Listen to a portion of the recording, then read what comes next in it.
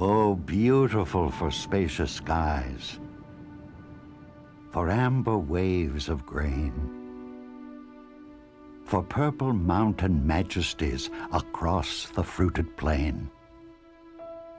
America, America, God shed his grace on thee, and crown thy good with brotherhood from sea to shining sea. Washing over the coasts like vast waves, migrating people have left their mark on the North American continent since time immemorial. Following animal migrations eastward, the first known settlers came by land across the Bering Straits from Asia.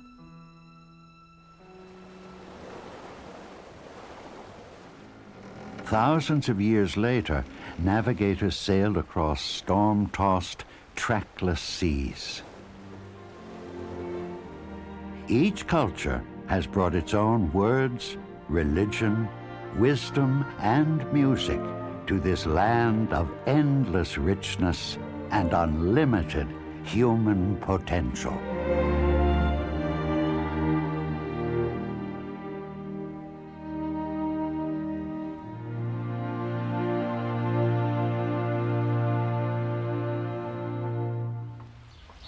European immigrants seeking new lives fled persecution, oppression, and poverty in distant lands. Slowly they established colonies, cleared rocky fields, and built small villages with uncertain futures. Many of them on the North Atlantic coast of what would become the United States. The place was Massachusetts, and one of those villages grew up to be the city of Boston. In 1773, when the impassioned protest, "Taxation without representation is tyranny," did not sway the English Parliament to remove the hated Stamp Act, Boston patriots staged the Boston Tea Party. In this heartfelt protest, colonists tossed bales of tea into Boston Harbor rather than pay the tax. 2 years later, on April 18, 1775, Sexton Robert Newman climbed to the steeple of Old North Church and hung 2 lanterns in the belfry arch. 1 if by land, and 2 if by sea, and I on the opposite shore will be, ready to ride and spread the alarm to every Middlesex village and farm, for the country folk to be up and to arm. With those words, New England poet Henry Wadsworth Longfellow etched the story of Paul Revere's ride in the mind of every American schoolchild. Paul Revere and William Dawes galloped headlong from Boston to warn the Minutemen that the British were marching to seize the munitions stockpiled at nearby Concord. The Americans routed the Redcoats with "The Shot Heard Round the World," a shot that foreshadowed the end of English tyranny and European colonialism in the Americas. The American Revolution had begun. Out of that revolution was born a new nation founded on the conviction that the purpose of government is to secure the happiness of the people, deriving its just powers from the consent of the governed. The historic Freedom Trail reveals the places and buildings where the history of the United States began. The trail starts at Boston Common, established in 1634, and winds past the old granary burying ground where Paul Revere, Samuel Adams, and John Hancock all rest in peace. Farther along the trail is Paul Revere's house and the Old North Church, where 2 small lanterns lighted the way to freedom. Also along the Freedom Trail is the old State House, once the council chambers of the royal governors.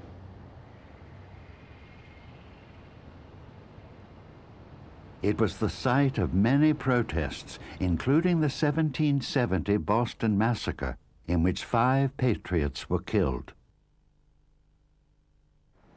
Faneuil Hall, often called the Cradle of Liberty, rang with the rhetoric of the revolutionaries and then the abolitionists.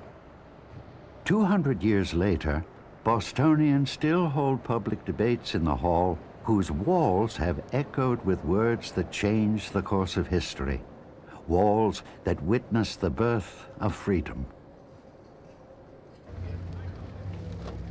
The adjacent Faneuil Hall marketplace bustles with busy bistros, boutiques, produce stalls, and colorful flower stands. Across the Charles River in Cambridge is Harvard University, the oldest university in the country, founded in 1636. Tree-filled Harvard Yard is ringed by some of the university's most historic buildings. The oldest of all is Massachusetts Hall, built in 1720.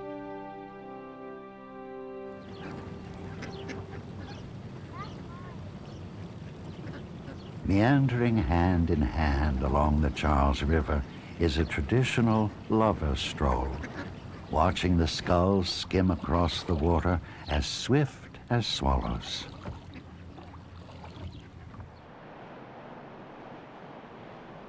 Off the coast of Massachusetts lies the enchanting Isle of Nantucket.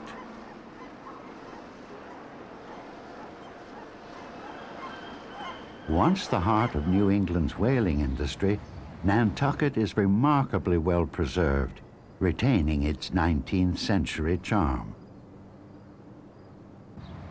Flower-covered cottages line the narrow streets of the tiny village of Sconset.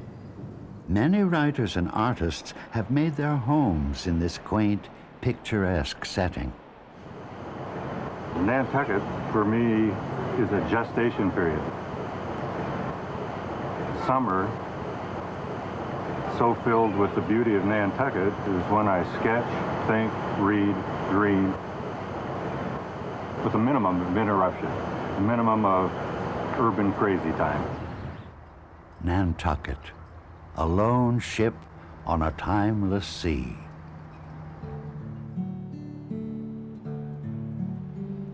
Bright rolling sand dunes that compete with sharp linear cliffs.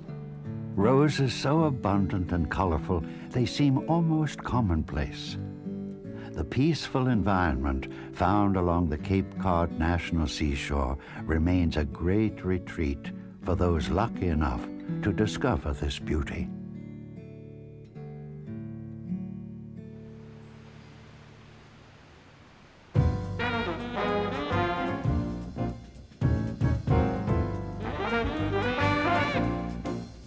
Eclectic, neurotic, exotic, and above all, endlessly exciting. This is the big city, the Big Apple, the distilled essence of the urban and the urbane. Drama or trauma, New York has it all. From Broadway to Greenwich Village, from Fifth Avenue to Times Square. New York City comes in every flavor there is. For more than half a century, New York was the port of entry to the land of opportunity. Ellis Island gave European immigrants new hope, a new home, often a new name, and always a new life.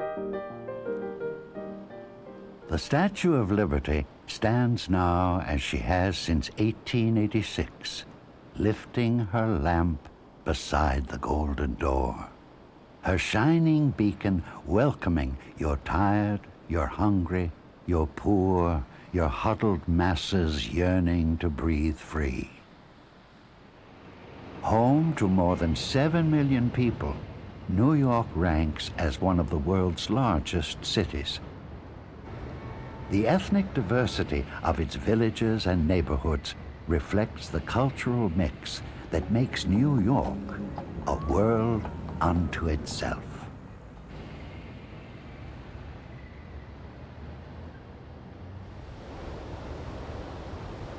The state of New York has another wonder as impressive and almost as noisy as the concrete canyons of Manhattan.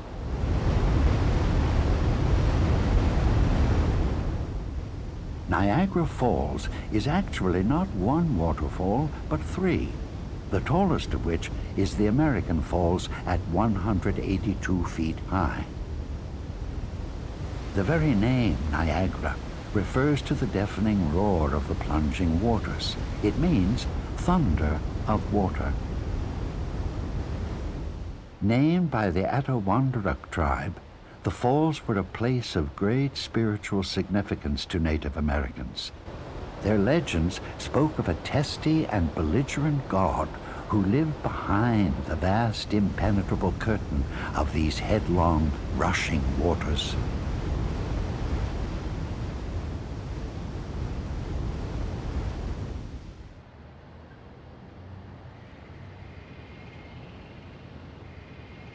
The United States was founded on the ideas of liberty and equality.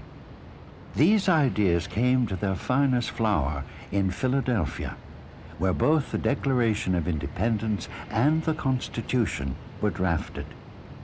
Thomas Jefferson's powerful words in the Declaration of Independence still inspire the heart and stir the mind. We hold these truths to be self-evident, that all are endowed with certain unalienable rights, that among these are life, liberty, and the pursuit of happiness. Philadelphia was the new nation's first capital during the Revolutionary War.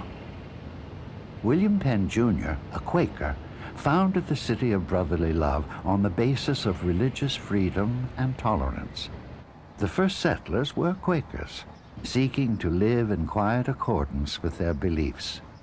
To govern the colony, proprietor William Penn, Jr. drew up the Charter of Privileges, which opened with these words from the Bible: "Proclaim liberty throughout all the land, unto all the inhabitants thereof." In 1752, these words were engraved on the Liberty Bell. America's most historic square mile is Independence National Historic Park. Independence Hall, a handsome example of Georgian architecture, stood witness to the signing of the Declaration of Independence and the drafting of the Constitution. Defying King George III, whom the poet Shelley called an old, blind, mad, despised king, the First Continental Congress met at Carpenter's Hall. The representatives of the First United States Congress took their seats at Congress Hall.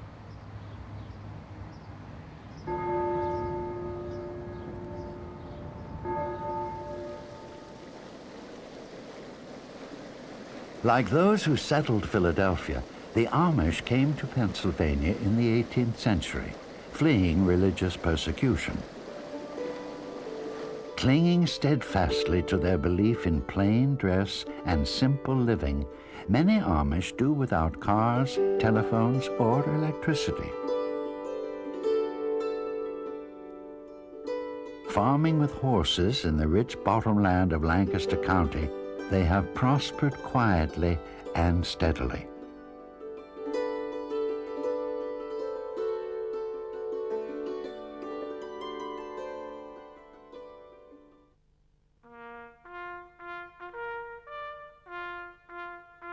No war has ever torn this nation apart philosophically the way the war between the states did. No battle before or since has cost as many American lives as the one at Gettysburg in July 1863. The Battle of Gettysburg proved to be a watershed for the Union, turning the tide of the Civil War in its favor.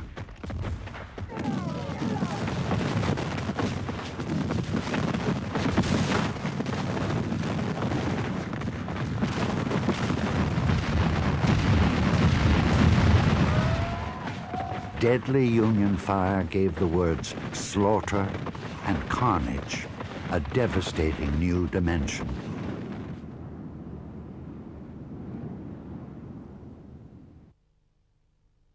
Four months later, a bowed and haggard President Lincoln dedicated the National Cemetery at Gettysburg.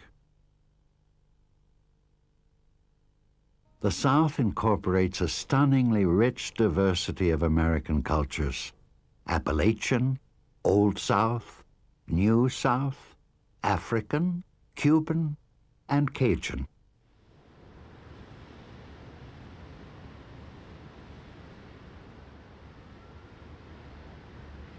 Power and beauty have always held a natural attraction, but seldom are they combined in a single space. As the capital of the United States of America, Washington, D.C. emanates the aura of power. When the cherry trees make their spring metamorphosis into pale ethereal clouds of pink and white blossoms, the city is exquisitely transformed by their fragile loveliness, the perfect fusion of beauty and power. It is difficult to believe that this magnificence grew out of what George Washington described as a mosquito-infested swamp. President Washington appointed French engineer Pierre L'Enfant to lay out the new capital along the Potomac River in 1791. His grand idea for a promenade, the Mall, would later connect the capital to the Lincoln Memorial with 2 miles of open green space and elegant reflecting pools.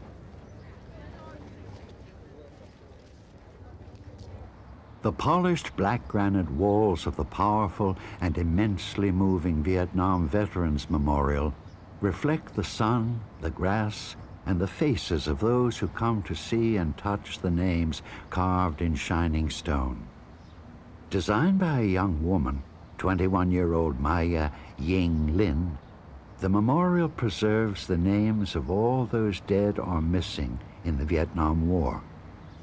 As part of the design criteria, the monument could make no political statement on the Vietnam War, but the 492-foot wall bearing the names of the 58,000 lost makes its own silent statement about the cost of war in human lives.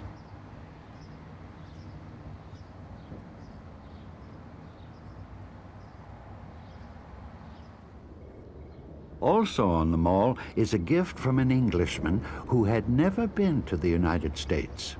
He left his entire fortune, $500,000, to found an institution in Washington to increase and diffuse knowledge. His name was James Smithson, and his legacy is the Smithsonian Institution. The flamboyant castle was the first of the museums. At last count, the Smithsonian administers 14 museums with a staff of 4,000 and houses 75 million items in its collection. So packed is America's attic that only 1% of the collection at the Museum of Natural History is on display. One of the most popular collections is the National Air and Space Museum, which has everything from the Wright brothers' plane to the Apollo 11 command module. L'Enfant's original design called for a large President's Palace. Secretary of State Thomas Jefferson remarked that the proposed residence was large enough for 2 emperors, 1 pope, and the Grand Lama. The plans were scaled down considerably by President Washington, who removed the entire 3rd story. But when Jefferson became president, he immediately set about enlarging it by adding the east and west wings. Built of white sandstone, what Washington had called the President's House was soon nicknamed the White House. It symbolizes the executive branch of government. Capitol Hill, site of the House of Representatives and the Senate, has become symbolic of the legislative branch and the Supreme Court of the judicial branch.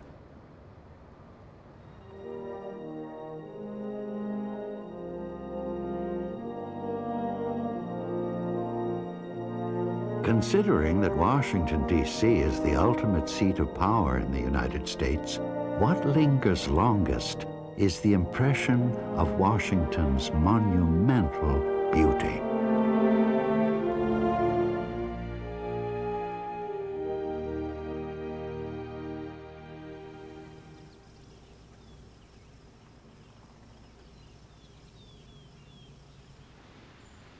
Many of the homes in the Smoky Mountains were left in ruins by the Civil War. Patiently rebuilt again over the years, they retain much of their original down-home charm. In the Great Smoky Mountains that touches the sky, where a man is born free. The Appalachian culture, its handcrafts, music, and song, remain as vibrant as they were more than a century ago.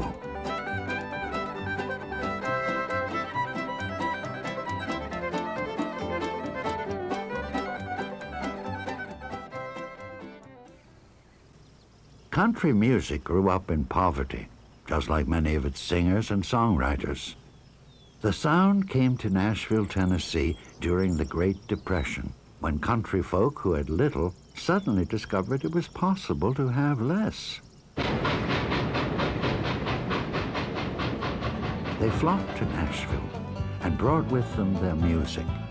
Centuries-old Irish and British folk songs met up with the rhythms of Tin Pan Alley, the fervor of gospel, and the aching melodic line of the songs of former slaves.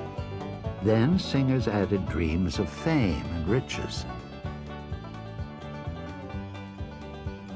Out of the potent mix of poverty, hope, and music came Hank Williams, Roy Acuff, Dolly Parton, and Loretta Lynn.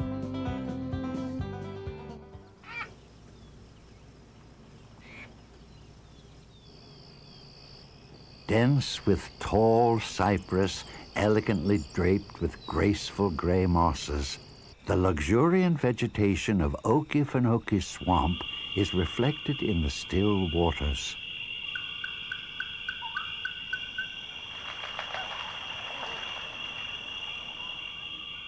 This spiritually powerful, eternally mysterious marshland covers an area of 660 square miles, stretching across southern Georgia into Florida. The Creek tribe gave it the name Okefenokee, land of the trembling earth.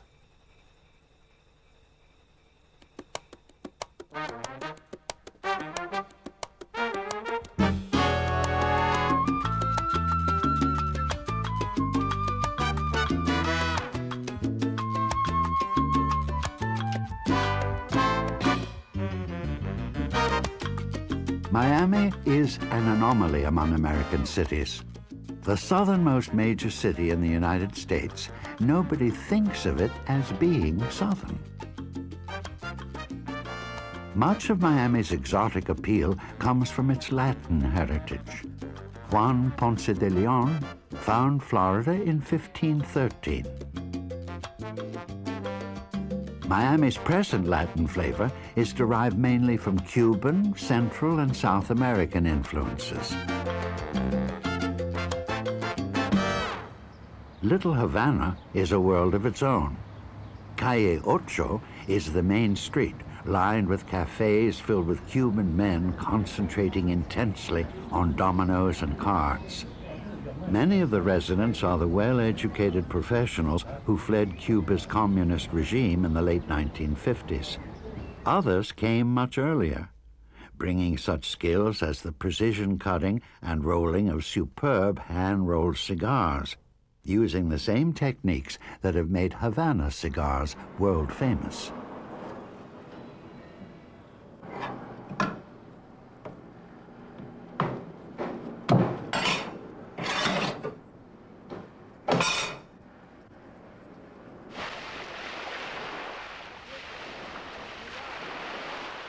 For most people, Miami Beach is the soul and spirit of Miami. Best of all is South Beach, a mile-square district of colorful 1930s Art Deco hotels and restaurants. Chic cafes line the sidewalks, sleek facades pose for photographers, and snowbirds, northerners fleeing winter's chill, share the beaches with relaxed retirees.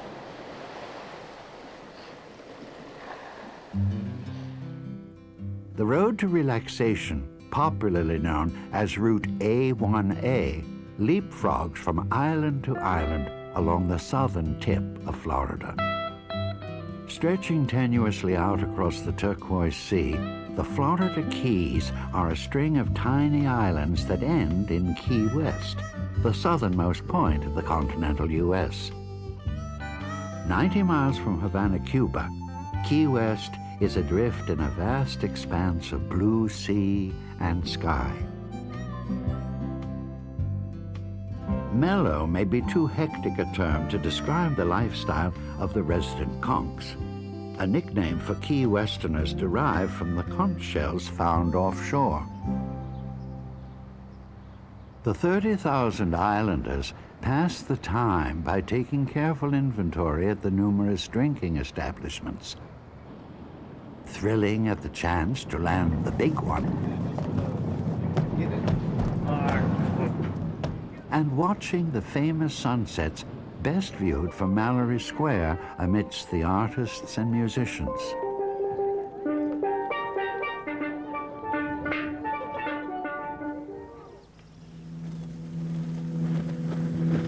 Called a river of grass by the Seminoles, who knew intimately the twistings and turnings of this extraordinary wetlands, Everglades National Park stands unique in all of North America.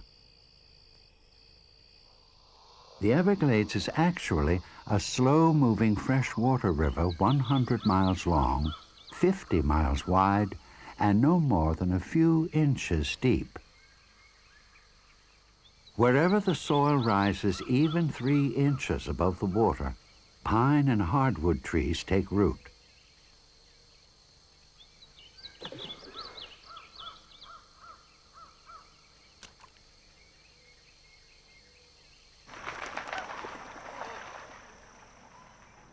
Romantically labeled mermaids by the inebriated imaginations of early sailors, manatees swim in long, winding channels that meander out into the Gulf of Mexico. While many animal species of the Everglades are in danger of extinction, unfortunately, the bloodthirsty mosquitoes, of which there are dozens of species, are not. The Everglades is unlike any other ecosystem on the continent.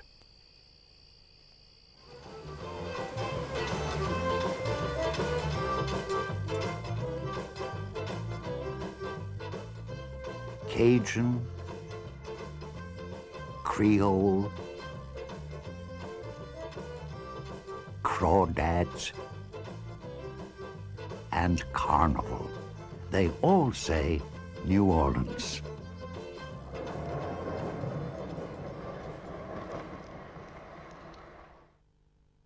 The city was settled by the French in 1718, and the picturesque French Quarter embodies the original charm of New Orleans.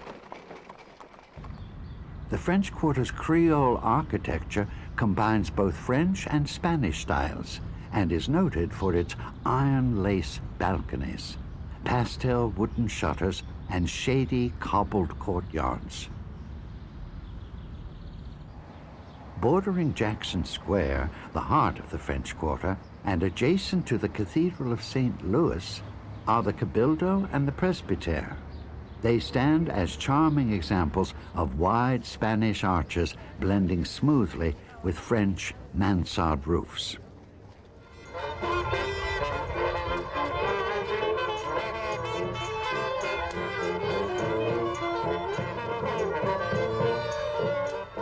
The Mardi Gras parade is only one of about 50 parades that take place during New Orleans carnival season, but it is certainly the most spectacular.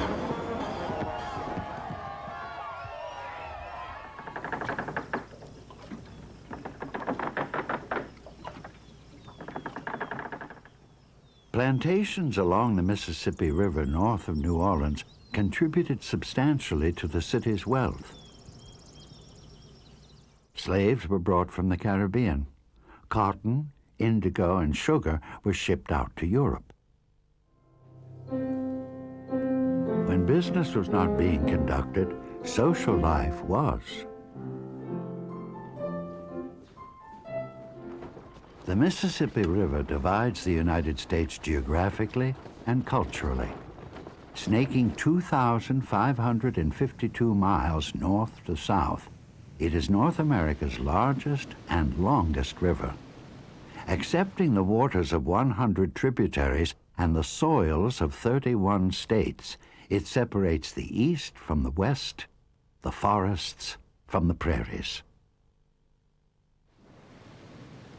Changing course constantly, the broad brown waters weave and curl extravagantly from Minnesota to the Gulf of Mexico in their leisurely meander to the sea. Mark Twain called it the crookedest river in the world after a 4-year stint as a Mississippi riverboat pilot. From the experience, he took his nom de plume, Mark Twain, which signifies water 2 fathoms deep.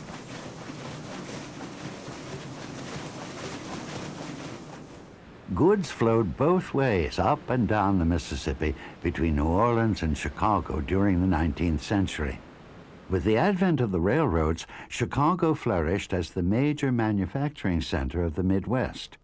Raw materials flowed in and finished products poured out across the country. People to make these products surged into Chicago from the South, bringing their music with them. That was the birth of the blues, specifically the legendary Chicago blues. It is said that one must live the blues before one can sing the blues, and nowhere else is this sentiment expressed better than in Chicago. Lord, that's what I thought that I heard. I thought I heard my baby say, Junior, listen.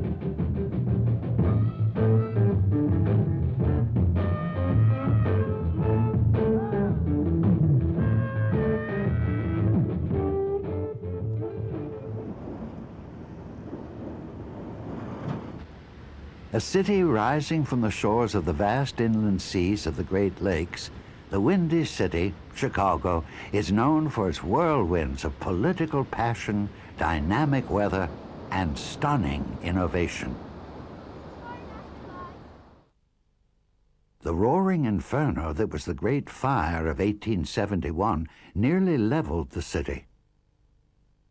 Within 2 decades, a new urban architecture was born. Chicago architects invented the skyscraper, and a new skyline rose like a phoenix from the ashes. The 110-story Sears Tower is the tallest building in the world, so tall that from the observation deck it is possible to see the curvature of the earth.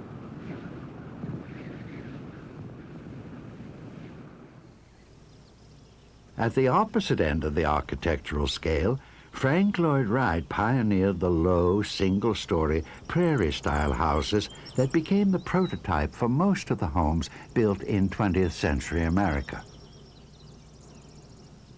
Wright's home and adjacent studio in Oak Park are a superb example of his work.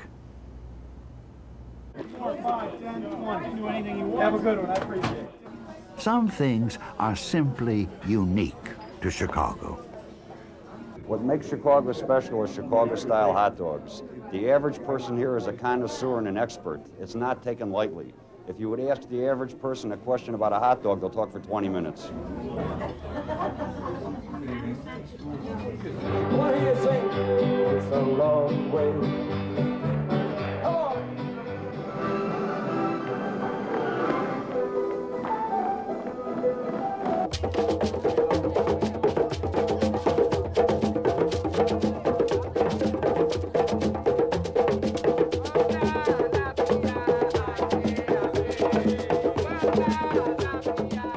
A century ago, 90% of Chicago's population were immigrants or first-generation Americans. It's still entirely possible to wander through an ethnic neighborhood and come away thinking you've been in a foreign country.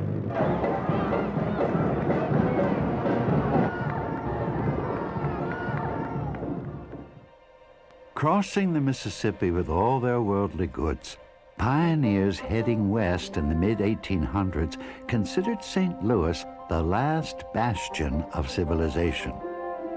To honor its role as the gateway to the West, St. Louis erected one of America's most recognizable landmarks in 1965, the Gateway Arch.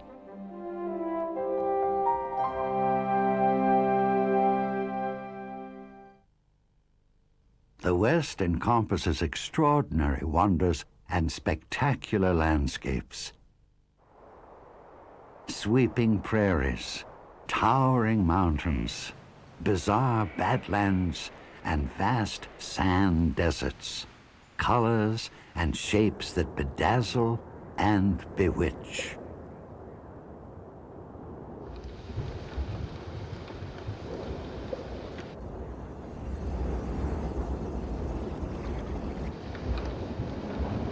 Locked in its mountain fastness, Yellowstone National Park is so strange, so wondrous, that the Salish and various other local tribes believed it to be under an enchanted spell. When mountain man John Coulter first told people about Yellowstone in 1807, they thought he must be mad. Scalding water, shooting hundreds of feet into the air, pools of purple, red, and yellow boiling and bubbling, icy water plunging hundreds of feet into the river. Yet Coulter was vindicated because all those natural marvels are part of Yellowstone.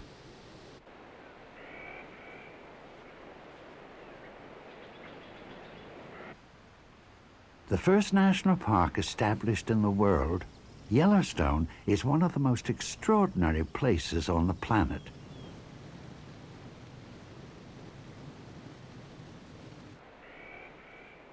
It is an enchanted land, and the animals are no less magical than the scenic wonders of Yellowstone.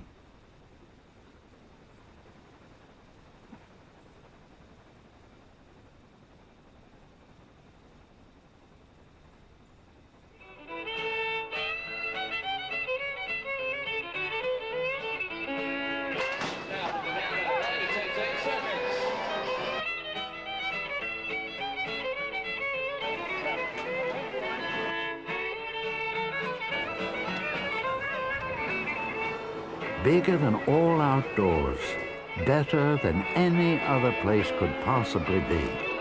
That's the Texans' view of Texas.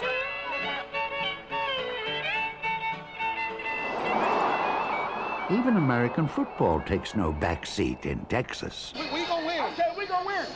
I tell you, we gonna win. No, we gonna win.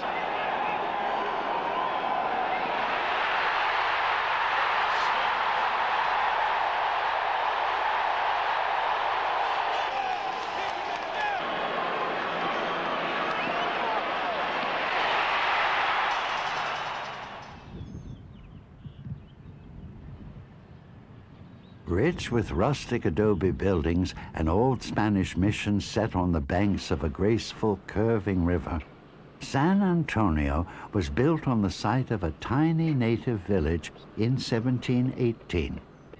The village had welcomed its first European guest nearly 120 years before, when the roving Franciscan friar, Padre Marcinet, followed the river and stumbled upon the village on the feast day of St. Anthony, and so named the village San Antonio.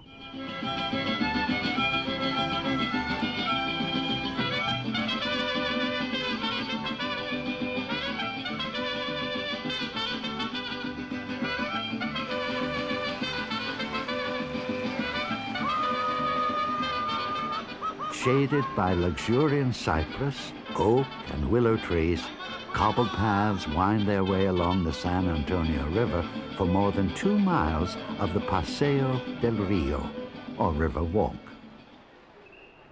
At the heart of San Antonio is the Mission San Antonio de Valero, best known as the Alamo. Overrun by General Santa Anna's huge Mexican army, both backwoodsman Davy Crockett and mountain man Jim Bowie were among the 189 men who died defending the Alamo in 1836. Austin, El Paso, Houston, Dallas, all are cities that are at the center of countless stories of the Old West. The flat Texas landscape is perforated with modern skyscrapers rising to compete for the sunlight.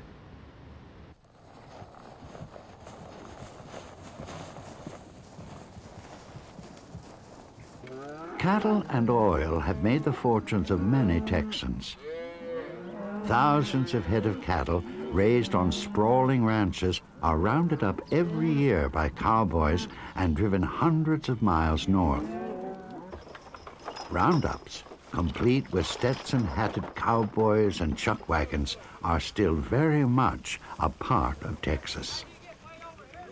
And what would a roundup be without the signature cowboy boot? At the Tony Lama factory, craftsmen ply their skills creating works of art in bullhide, ostrich, and snakeskin. Truly a luxury item ranging from $250 to $1,900 a pair.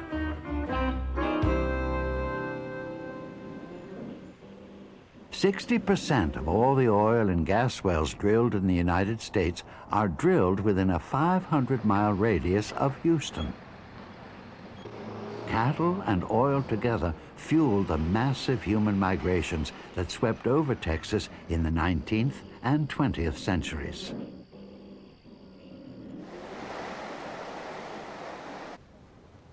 The Grand Canyon. Carved by the Colorado River, that fact seems an impossibility when the slim ribbon of water is seen from the rim of the canyon.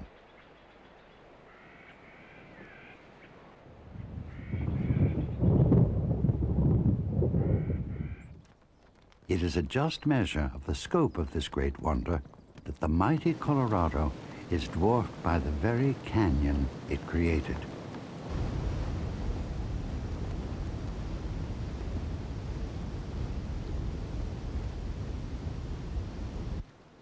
The history of the land for millions of years is written in the sediments, chiseled in stone by time and the incalculable forces of nature.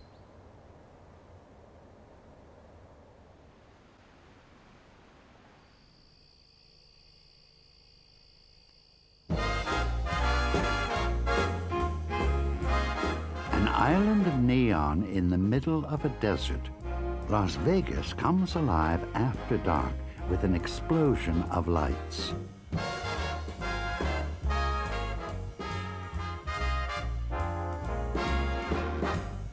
I am the star. You better.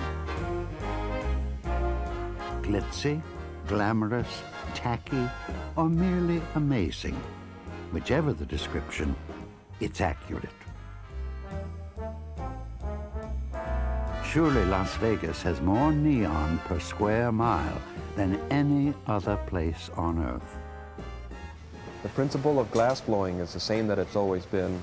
It's heating the glass evenly all the way around and then just letting it cool by itself. Anything that you draw in the form of a letter or a picture, we can make.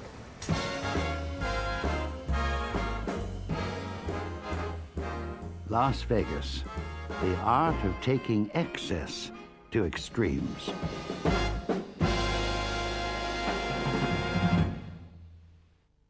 Called the Golden West, the Pacific region stretches from California to Alaska to the Hawaiian Islands. A land of opposites, sandy, sun-soaked southern beaches give way to misty, mysterious northern rainforests.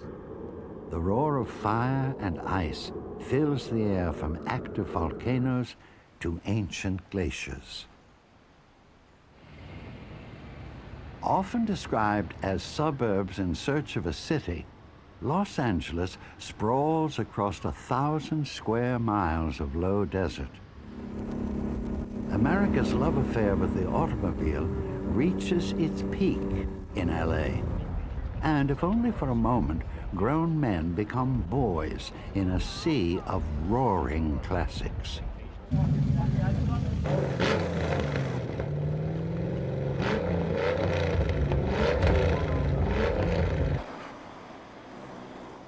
People don't walk in LA, they drive.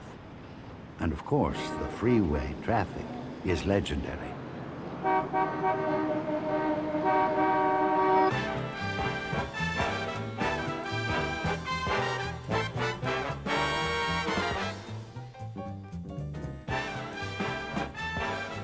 Burbank's Media City is home to some of the most famous movie studios. Walt Disney Studio, locally known as the Mickey Mouse House, Warner Brothers, and the NBC television studios are all here. Many of Hollywood's most memorable moments were born in Burbank.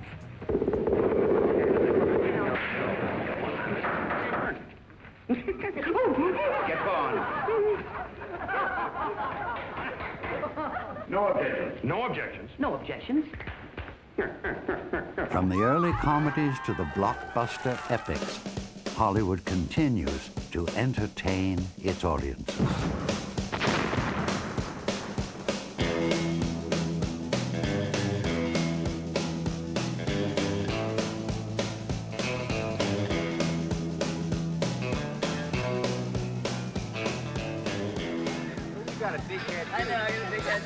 What's one word for fun on the beach? The answer has to be Venice. Rollerblading, playing volleyball, sauntering or sunning, Venice has everything a beach could possibly offer.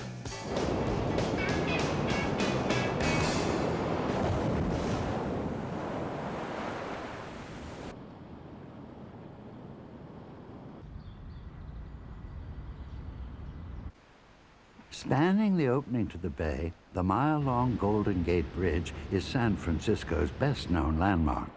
Built in 1935 during America's Great Depression, it is easily one of the most beautiful bridges in the world.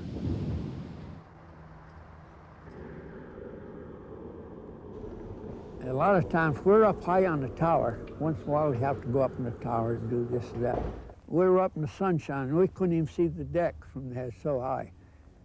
But it was nice sometimes, but most of the time it was miserable. But it was honest and the money was there and we were crazy to do it, so we loved it.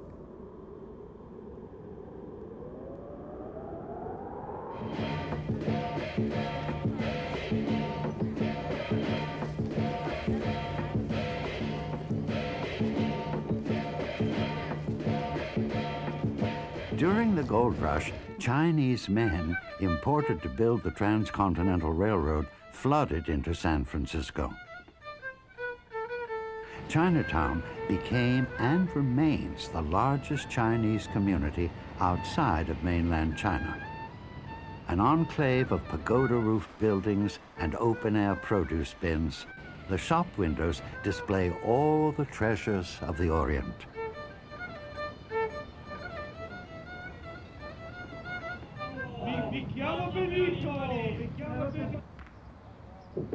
Nearby is North Beach with its colorful Italian neighborhoods.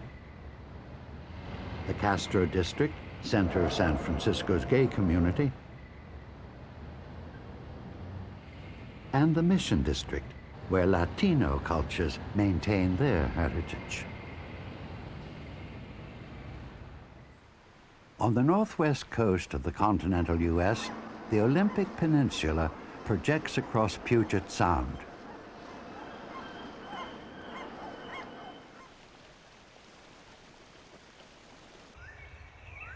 One of the few temperate rainforests, the peninsula has giant trees whose trunks and branches are thick with moss. Ferns, mushrooms, mosses, and over 300 species of plants fill the forest with a sense of rich luxuriance.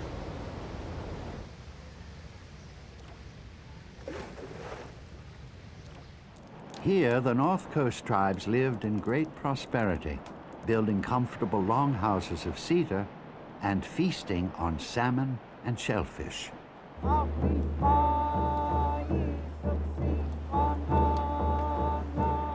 They still come to these shores to sing ancient songs and perform traditional dances.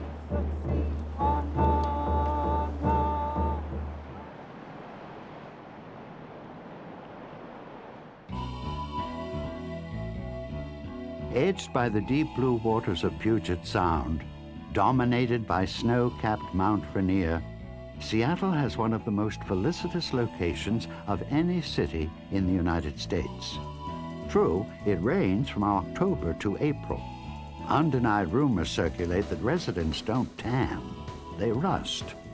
But all that rain keeps Seattle's many parks and green belts a rich, luxurious green all year round. Seattle's Space Needle provides a 360-degree view of Puget Sound and surrounding mountains.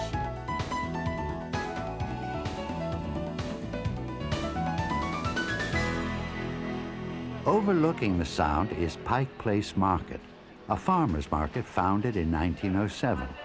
Some of the stalls have been handed down for 3 generations. Nice king salmon. King salmon are the juiciest. This will probably feed about 5 people. What do you think? Huh? Nice one? Nice. Inbound!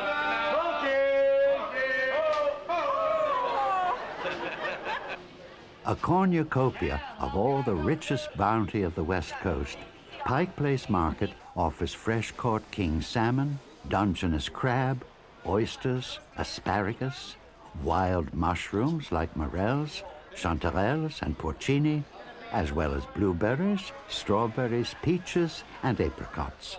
It's enough to make a serious cook delirious.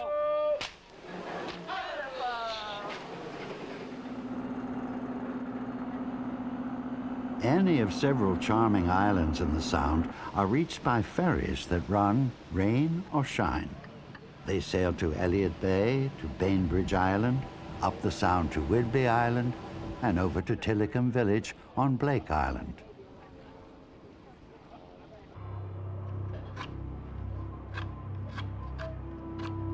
On the island, native artists carve the stylized animals that are the totems for each clan, creating what is literally a family tree.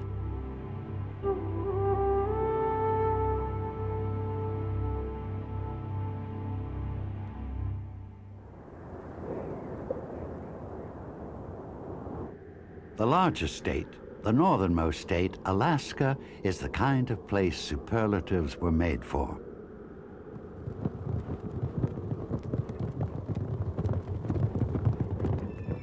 Called Denali, the Great One, by the Athapascans, Alaska's Mount McKinley towers more than 20,000 feet, the highest peak on the North American continent. Denali National Park comprises a stupendous 6 million acres of mountains and tundra, set aside to preserve native wildlife.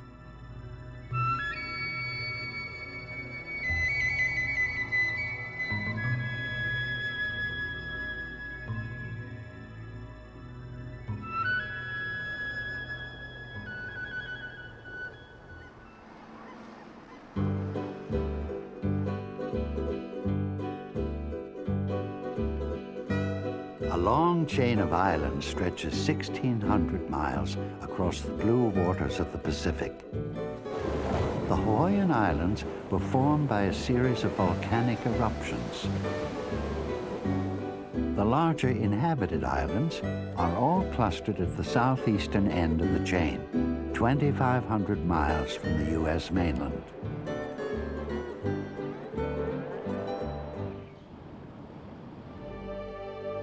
The largest dormant volcano in the world, Haleakala was called by native Hawaiians the House of the Sun.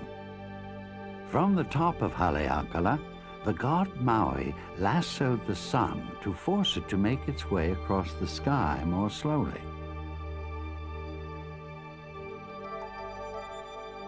The valley encompasses 19 square miles and is 3,000 feet deep. But the true experience of Haleakala is the moment of sunrise, when the first light turns the sea silver and the sky a flaming red.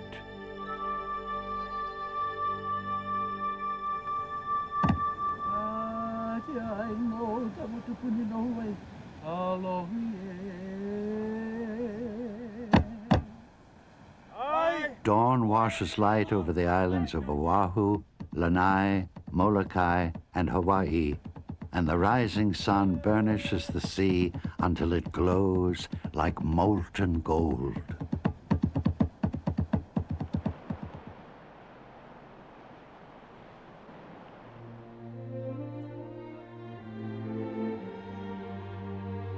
A nation born of the burning desire for freedom. A vast land of extraordinary richness.